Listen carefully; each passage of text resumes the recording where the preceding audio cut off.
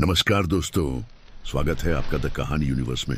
आज की कहानी हमें ले जाएगी भारत के इतिहास के उस अंधेरे अध्याय में जहां सिर्फ सजा नहीं बल्कि इंसानियत भी कैद कर दी गई थी। यह कहानी है सेक्युलर जेल, जिसे लोग काला पानी के नाम से जानते हैं।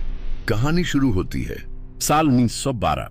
समुद्र के बीचों बीच तूफानी हवाओं के बीच एक जहाज धीरे धीरे अंडमान की ओर बढ़ रहा था। उस जहाज में जंजीरों से बंधा हुआ था एक नौजवान। नाम था आर्यन। उसकी आंखों में डर नहीं था बल्कि एक आग थी, आजादी की आग। उसका अपराध क्या था? बस इतना कि उसने अंग्रेजों के खिलाफ आवाज उठाई थी।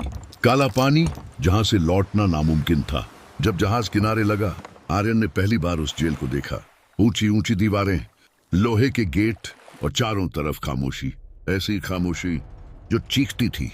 जेल का दरवाजा खुला और एक अंग्रेज अधिकारी चिल्लाया, वेलकम टू हेल। सेल जहां इंसान अकेला मर जाता था, आर्यन को एक छोटी सी कोठरी में डाल दिया गया। न खिड़की, न हवा, न रोशनी, बस एक छोटा सा छेद जहां से थोड़ी सी रोशनी अंदर आती थी और वहीं से आती थी दूसरे कैदियों की चीखें। हर सुबह कैदियों को बाहर निकाला जाता। उन्हें तेल निकालने के लिए कोल्हू में जोत दिया जाता। जैसे बैल होते हैं, अगर कोई थक जाता तो उसे कोड़े मारते। एक दिन आर्यन गिर गया। अंग्रेज सिपाही ने उसे उठाया और कहा, तुम लोग आजादी चाहते हो तो ये सहना पड़ेगा।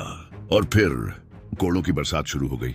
उसी जेल में आर्यन की मुलाकात हुई एक बुजुर्ग कैदी से। नाम था वीरेंद्र। वो 20 साल से जेल में था। उसने कहा, बेटा यहाँ शरीर नहीं, आत्मा टूटती है। आर्यन ने जवाब दिया, मेरी आत्मा नहीं टूटेगी। धीरे धीरे दोनों में गहरी दोस्ती हो गई।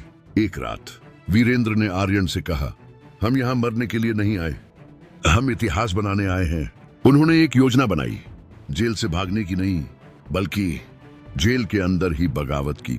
अगली सुबह जब कैदियों को काम पर लगाया गया, तभी अचानक आर्यन ने काम करने से मना कर दिया।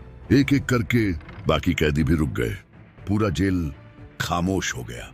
फिर अचानक एक आवाज आई, भारत माता की जय। और फिर पूरा जेल गूंज उठा। अंग्रेज बौखला गए। उन्होंने गोली चलाने का आदेश दे दिया। कई कैदी वहीं गिर गए। वीरेंद्र भी गोली लगने से गिर पड़ा। मरते मरते उसने आर्यन से कहा, लड़ाई मत छोड़ना। आर्यन को पकड़ लिया गया।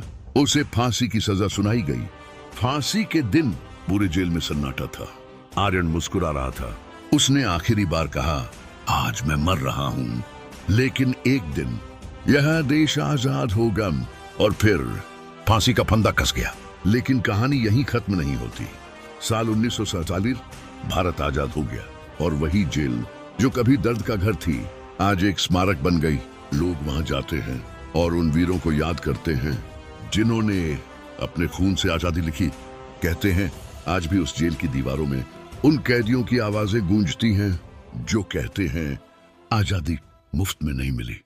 अगर आपको ये कहानी पसंद आई तो लाइक, शेयर और सब्सक्राइब जरूर करें, क्योंकि यह सिर्फ कहानी नहीं, इतिहास की वो सच्चाई है जिसे कभी भूलना नहीं चाहिए।